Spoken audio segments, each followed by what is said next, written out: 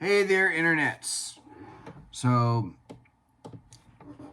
heard about this on Tim Pool. He had Brandon Herrera, who's running for Congress, uh, on his show, and they were bringing this up. And it's this kind of thing that initially, people talk about sounds crazy, isn't necessarily when you start digging into it, but it can still be blown up a little bit. But I see beyond the Second Amendment issue to this issue, which is that New Mexico's governor decided to make an executive order declaring a public health emergency, so because of gun violence and drug use. Well, that sounds more like a crime emergency, especially on the gun use, and almost none of it has to do with drugs when you read into it.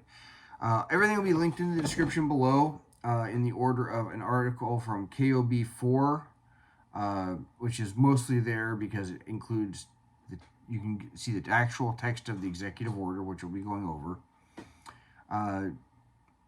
Then there's an article from a site called sourcenm.com, which has a lot of comments that I want to read of hers. And then a link to a copy of the online version of the New Mexico State Constitution.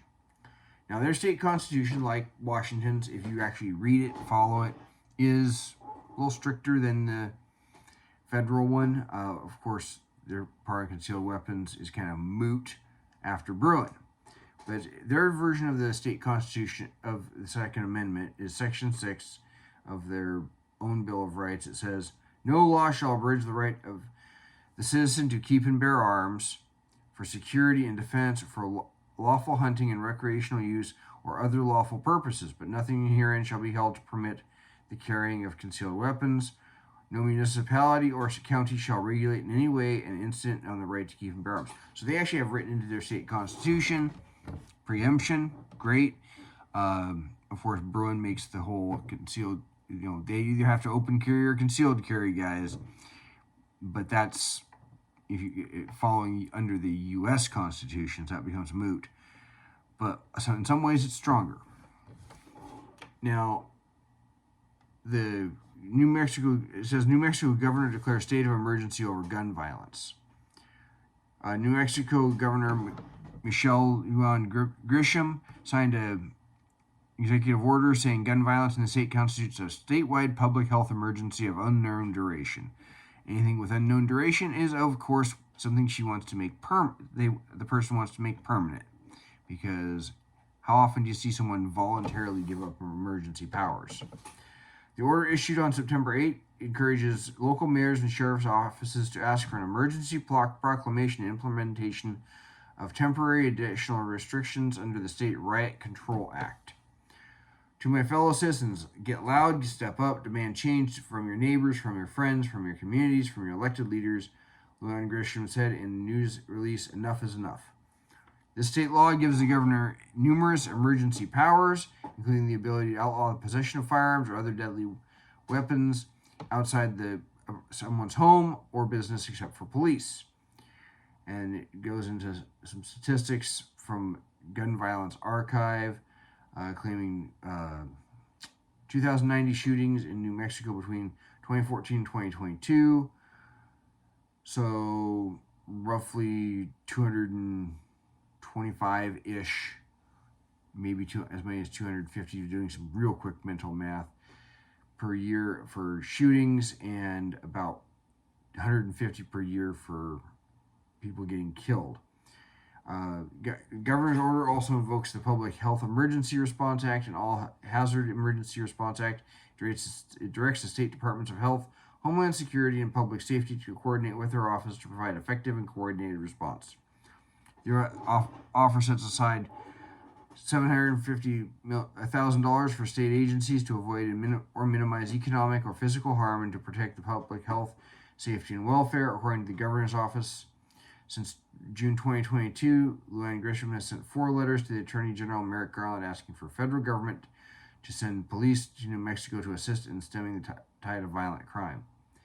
Allocating additional federal resources in New Mexico would not only benefit the state but also the region and the entire country, cutting off vast criminal networks at their source, Luann Grisham wrote in the most recent letter to Garland and the White House on Thursday.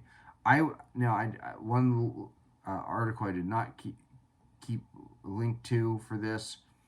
Republicans were suggesting that maybe a little less soft on crime. Here it is.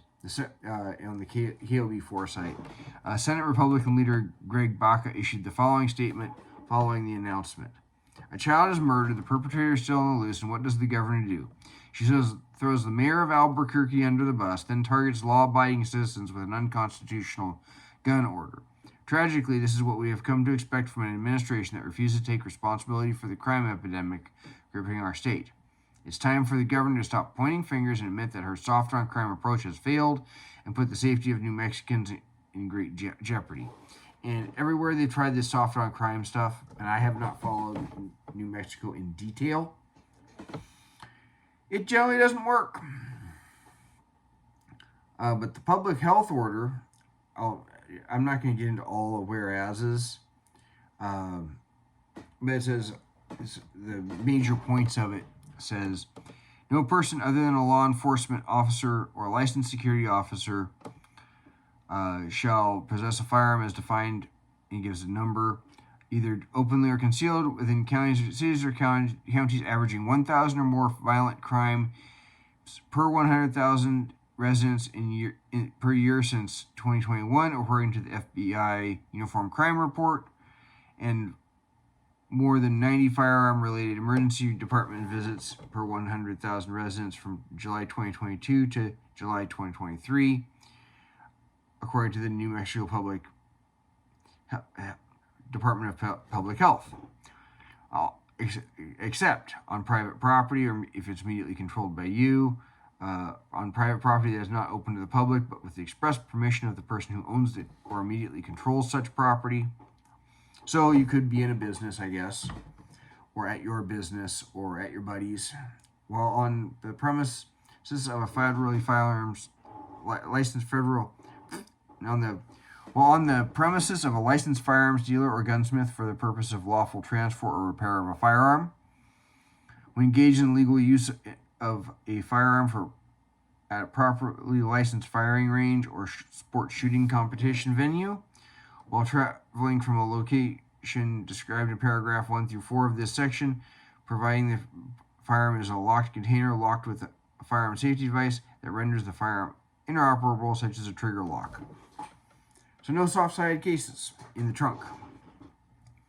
New Mexico Regulation and Licensing Department shall conduct monthly inspections of licensed firearms dealers in the state to ensure compliance with all sales and storage laws.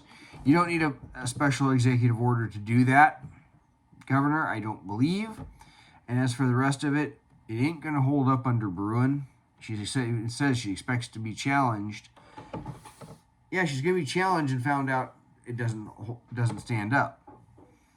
The Department of Health shall within 20 days compile and issue a comprehensive report on the gunshot victims presenting at hospitals in New Mexico, which shall include, if available, demographic data of gunshot victims, including age, gender, race, ethnicity, data on gunshot victims' healthcare outcomes, the brand and caliber of the firearms used, which will only be used to push for restrictions, the general circumstances leading to the injury and the impact of gunshot victims on New Mexico's healthcare systems, and other pertinent information. Again, only to be used for restrictions. And even if the brand and caliber used isn't what grabs headlines, they will ignore that and use just the part about the guns that grab the headlines. For all of us that own things like AR-15s.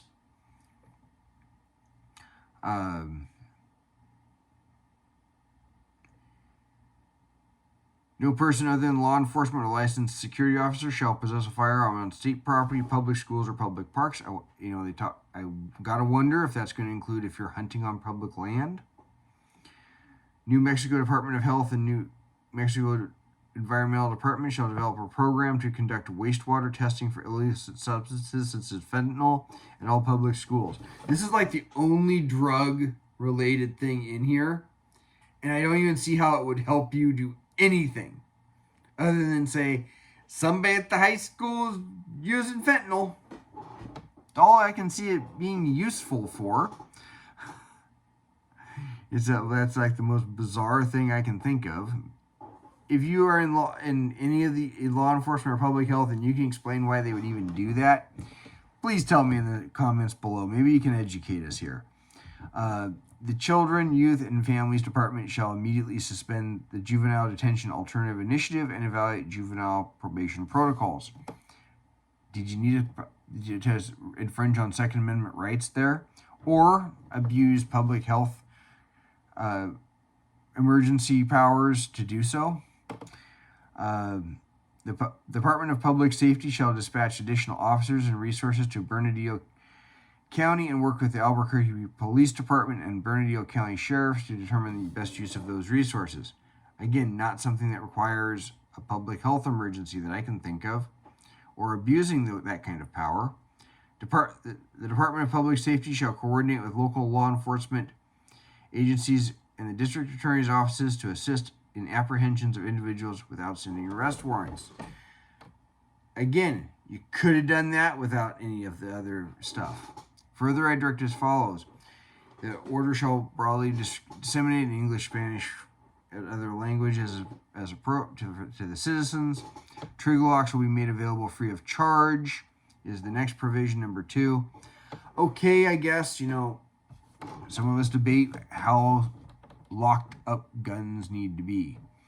I guess if you keep, one by the bed in a drawer for immediate use, it's in use, and you don't have kids around, fine.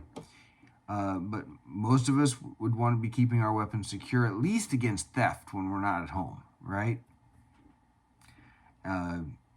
And kids will play with it, but if you want to give away gun locks, okay, you don't need a special proclamation or to infringe on other people's rights. But if you want one in the order, you can get one for free. If you live in New Mexico, you only get one though.